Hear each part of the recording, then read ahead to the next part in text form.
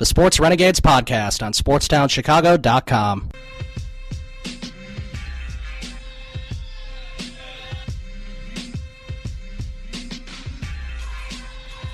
Welcome back to the Sports Renegades here on SportsTownChicago.com. I'm Ryan Stuprich. And I'm Ryan Risky. We just talked to John Arguello from Cubs Den, and he talked about the Cubs and what they did in spring training and what to expect from the regular season. And, of course, nationally, the Cubs are expected to win it all and win all their games, according to Las Vegas.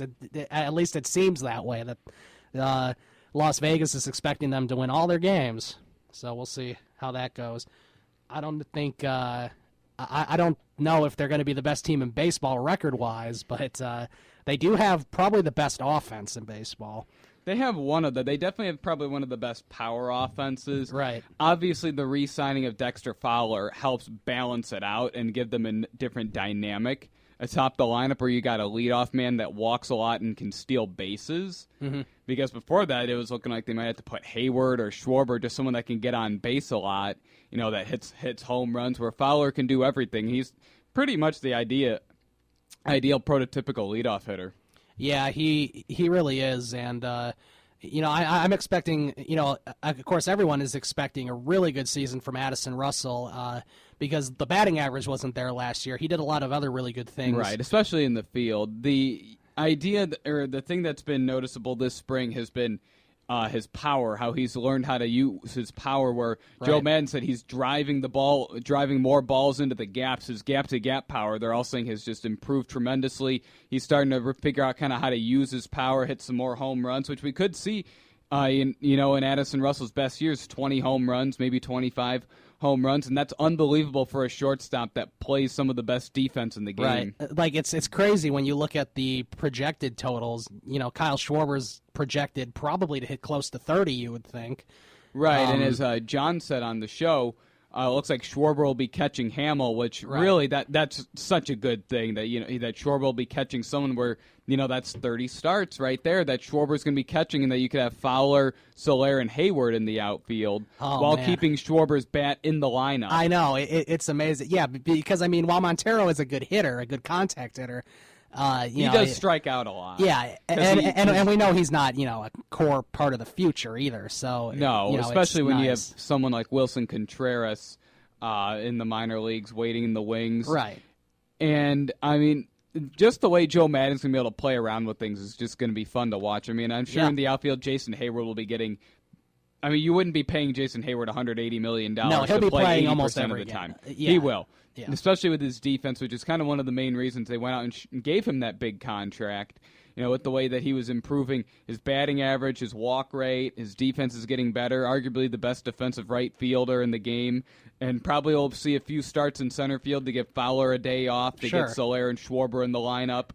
Yeah, the exciting thing, too, is, come trade deadline, this actually, I think the trade deadline moved, isn't it? Isn't it like August 1st instead of July 31st? Because it's leap year, they moved it to August 1st. Yeah, that's a little strange that they just did that because of leap year. But yeah, it's going to be interesting because come that time, if back end of the rotation is one of the main concerns, you can always trade an outfielder like Soler would probably be the one that would be traded. That's still a possibility because there was talk in the offseason he was going to be traded to Tampa Bay for like Jake Odorizzi or something. But, of course, that could still happen. Right. Except the Cubs were unwilling to do a trade with Tampa because they didn't want to give up Baez or Soler. So that kind of tells you they weren't shopping them. No. Yeah. It's just come trade deadline, there could be some more moves to be made. And it'll just be interesting. I just hope I don't fall in love with a player that ends up being traded. I think it's safe to fall in love with Bryant or Arrieta or Rizzo. Which has happened to me with the Bears. My favorite player on the Bears has always been let go the next year. Like, I loved Greg Olson. He was my favorite player. I had my nice orange Greg Olson jersey, and I wore it to my first Bears game. I was so excited. And then, the next year, he was gone, and I was really upset. Which both those included that trade and some of the worst moves of the past 10 years by the Chicago front offices, which that was a fun list. And then, of course, my brother got a Brandon Marshall jersey in 2014. And of course, that was Marshall's last year with the Bears, and that was my brother's favorite player, and now he's gone. And I was thinking about getting I was thinking about getting a Marshall jersey, except then I had just bought a Hester jersey, which he's my favorite Bear of all time, which I'm kind of glad I bought the Hester jersey instead of the Marshall, because I still love wearing the Hester one. I probably wouldn't be wearing a Marshall one anymore. But now back to the Cubs. I guess the main concern going into the season, at least for me, would be the bullpen. And that's because they've been kind of shaky. A couple of the bullpen pitchers who have pitched pretty well, like Hector Rondon, I think started off really bad, but then he finally I think he figured it out towards the end of spring. Yeah, he started off horrible. Justin Grimm, you still got him, and as we talked about with John, Neil Ramirez, where if he can stay healthy, that's like an entirely new offseason acquisition for the team. Oh, yeah. That's like an entirely new offseason acquisition. Right, and don't forget the one that they actually got when Adam Warren for Starlin Castro. So. They re-signed Trevor Cahill, who was phenomenal at the end of last year. Man, he was so good in the playoffs, too, except the series against the Mets, which is like what we say with everything, except he was only the Mets series. He only ran into trouble in Game 3 when he kept throwing those breaking pitches that were bouncing in. Yeah, that was no good. But, yeah, I mean, he was great. And Rondon was great. Strop looks pretty good this spring. He looked pretty good this spring. The only thing is, it took him a while. He was really bad in the beginning of the season last year, Strop, but then he figured it out a little bit, and he was finally able to right. He was finally able to beat the Cardinals, which he pitched horrible against the Cardinals in the regular season. Yeah. You also have to throw in with Strop the fact that he was pitching every game in April and May because Grimm and Ramirez were both out, and he was the only, and they didn't have Cahill, they didn't have Richard. I think Wood was still in the rotation at the time. Everyone that kid was in that bullpen that was coming in and pitching was giving up runs. Ross Cup, James Russell was. Oh, James Russell. Yeah, I mean he was all right at the beginning of the year. Brian Schlitter. You remember Brian Schlitter? I knew I was forgetting some embarrassingly I'm sure you blocked him out pitcher. of your mind from that Padres game we went to. I was trying to remember. I knew there was someone that was just so awful, and I couldn't remember who it was, and that was it. Every time he came in, he was giving up like 5 runs and recording 1 out if he was having a good game. He's just throwing like 80-mile-an-hour fastballs down the middle, like hello, like no movement on your pitches, I guess. No, when it moved right into the middle of the plate. Right. Yeah. I mean, there were so many issues going into last season. It's amazing that they ended up winning 97 games and going as far as they did. And and Rondon was the closer, so you couldn't bring him in the 6th inning when someone's giving up a ton of runs. So. Right, and now there's really no major injuries right now. I mean, Javier Baez, but he should be back for the home opener. I heard anyway. I don't know if he will keep your fingers crossed. Yeah, nothing yet, and so that'll be interesting. And they're currently playing against the Mets in Las Vegas right now. I think they play back-to-back games in Vegas against the Mets. And then I know they play an exhibition on Sunday at Angel Stadium, and some people will probably be confused. Me like, is this opening day? I was too, because I saw that because there's 3 other regular season games going on that day, right? Which makes no sense. Yeah, there's opening day games on Sunday on ESPN, and then on Monday on ESPN. Of course, the Cubs play I think Monday night on ESPN too. For their first game. And the White Sox, too, open up the season in Oakland. It's weird that the Cubs and Sox are both starting the season on the road. Normally, one is home, and it's usually not the Cubs. Usually the Sox open at home, and it's usually decent weather. Yeah. It's not... I can attest to that being, besides last year, being at the last Because usually when the Cubs have home opener, it's always, besides last year, it's always like raining, awful weather... Cold. Where the Sox usually for their home opener, the sun's usually out. Right. It might be 50 degrees out. Mm-hmm. Yeah, it's always been okay weather. There hasn't been any snow anyway, which is something that happens occasionally. That's why it's nice to have an indoor park like Milwaukee does, because they're never going to have a delay of any kind unless like the lights go out in their stadium or something. I remember thinking it was the Marlins a couple of years ago had a rain delay because their roof wouldn't close. Right, yeah. Or they're like waiting for the roof to close. Meanwhile, it's like pouring down rain. Yeah, that's the problem in Miami, that they have like monsoons like down there, like just torrential downpours. I guess we can talk about the White Sox too right now.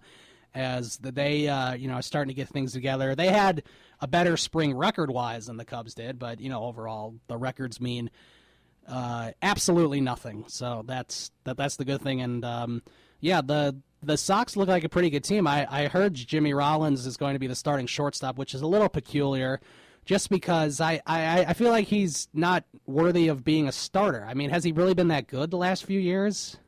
He hasn't done much. He hit 350 this spring, so that was enough for Robin Ventura. Okay, yeah. His defense last year for the Dodgers was horrendous. Right. That's what I'm worried about, because I assume Tyler Saladino is, I think he's pretty good defensively, isn't he? We've seen him make some nice plays. Yeah, and and it seemed like everyone liked him. I'm a little surprised that they're not having him be the starting shortstop and have Jimmy Rollins be like a David Ross type figure in the clubhouse, but that's not the case. Yeah, they need to fill the holes of Adam LaRoche's son. Oh, God. Oh, my God. We didn't even talk about that, right? I think we talked about it a little bit on our last show. Because we didn't have a show last week when Adam Eaton said that Drake LaRoche was one of the clubhouse they're leaders. Hanging his jersey in the clubhouse as like a memento. It is just horrible. And Chris Sale started a GoFundMe account trying to get $13 million for Adam LaRoche. I mean, God, I can't believe a 14-year-old kid made such an impression on these people. I don't understand it. I mean, Adam Eaton said he was one of the leaders in the clubhouse last year, which is absurd. Yeah, well, sure, I believe that. They only won 70-something games. Of course he's the leader of that. I mean, when you're following a 14-year-old, a 14-year-old can't play in the majors, so yeah, 70-something wins seems about right for last year. It's very absurd, and of course, I guess wherever Adam LaRoche has gone, whether it be Washington or wherever, he's always been able to bring his son to the clubhouse. I can't believe Washington ever agreed to that, and I can't believe the Sox agreed to that last year. The funny thing is, I don't think anyone even knew about that until this situation happened. I don't ever recall it was never a seeing national his son. story, that's for sure. Yeah, a clause in a national story in Adam LaRoche's contract. There's a clause that says his son should be allowed to go to every game. And then the Cubs made a thing. I think Joe Mad made a statement shortly after that saying that the Cubs rule is kids aren't allowed are allowed in the clubhouse up to 3 hours before game time. Right. Yeah, and they're not allowed on. I think he said they're allowed on the field too up until 3 hours before the game. Where that's how it should be. I'm sure that's what most clubs do. But the White Sox, you got to have Drake LaRoche there every waking moment, listening to God knows what in the clubhouse. Right. I mean, it's not right. I mean, he's 14. He knows what's going on, but it's a little strange. Right. And I mean, it's kind of one of those things where now it's just become a distraction. I'm sure the White Sox regret giving. I mean, granted, they probably regret signing Adam LaRoche after his season last year. Right. Except, I mean, that's how. I mean, maybe there might be an exception every once in a while. Like, hey, I no one can watch my son today. Can he be in the clubhouse today? Maybe there's okays for exceptions. But this kid had his own locker. Right. I mean, come on. He's not part of the team. Is he being paid by the White Sox too? I mean, Drake LaRoche signed a 2-year deal also for a couple. He's getting paid $1 million a year. I don't know. I don't know what was going on with that, but I did have a question. Who's going to be the White Sox designated hitter now? Adam Eaton, because he still can't throw right now.